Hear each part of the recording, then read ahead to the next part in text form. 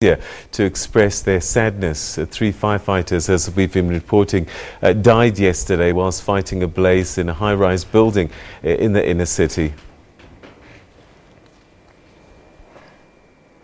All right, let's now get an update on the story. We are joined on the line by reporter Jillian Pillay, who is at the scene now. Jillian, good afternoon to you. Thank you so much for coming through. Well, we've been reporting that the fire, of course, reignited earlier this morning from the 23rd to the 16th floor. What's the situation like currently?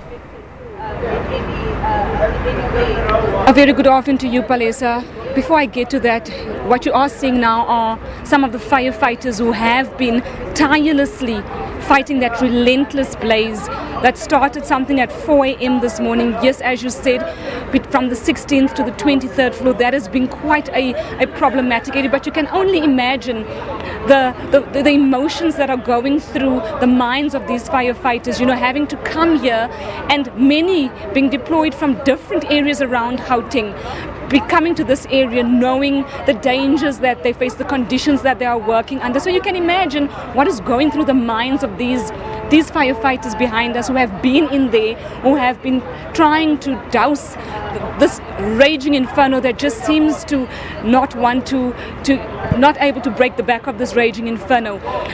A little distance from here is the Fairview station where 2 of those firefighters died, and we understand that helmets have been put out and candles have been lit, and that their family members have met with provincial heads of authority, you know, condolences, and also just to get a sense of what can be done and how this can be prevented going forward. We also know, Palesa, that the SANDF has also now been roped in. The manpower has been roped in to assist firefighters here.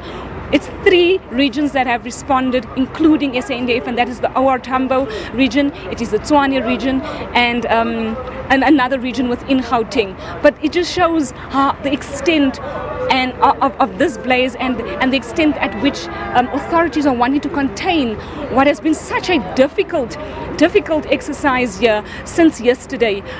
Us also the trauma behind all of this, of the firefighter that plunged there to his death yesterday, Palesa.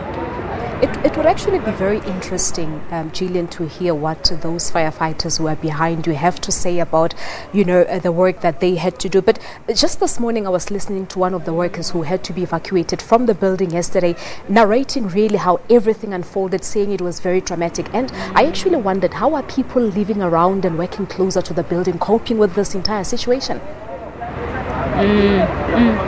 I spoke earlier to a lady who works in the Sage building that's not far from this building that has now caught fire, and she was sitting in our office yesterday when the fire started, and they didn't think it was anything big until that firefighter had slipped from that balcony, as we understand, and plunged to his death. She said, you know, it was as if people were powerless, and even though they didn't know him, they couldn't help but be emotional and cry after that chain of events had folded out. We also spoke to students who are also who are being accommodated not far from here in a building that's next to the building that's caught fire, and one of the guys spoke to us and told us about, you know, the start of the fire, how difficult it was to sleep last night, hearing window panes being shattered by this fire that was continually being reignited. So a lot of trauma, particularly for firefighters, but also for people who have homes or are being accommodated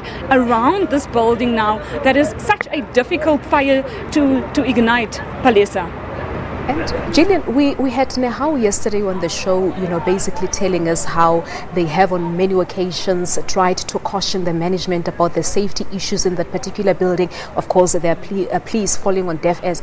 The Premier of Gauteng last night, whilst visiting the place, he was basically saying that a report was only received last week, and one could, you know, say that this certainly is not a time for a blame game, as lives have been lost. Now we're reporting that Gauteng Infrastructure Development MEC Jacob Mamabolo has actually promised to take full responsibility for that disaster should the investigations find that he was at fault. My colleague Mangoba Nkunu was at that particular press conference, and yes, from what he tells us, you know, authorities, there's a lot of questions at this stage. There's a lot of blaming going on, but definitely authorities are going to hold people accountable for the chain of events that started here yesterday. A lot of questions around compliance of buildings that are being accommodated for offices of government officials, even other buildings where we know they're unsafe. And this is what Herman Mashaba, the mayor, had said, that this has been his fight all along, and it had to take an incident like this for people now to realize the severity of this problem that could possibly have not occurred. Jillian, we have to leave it at that. Thank you so much to our SABC reporter Jillian Pillay, live from the Lisbon buildings in downtown Johannesburg, of course, updating us on the situation in relation to the fire that engulfed that building.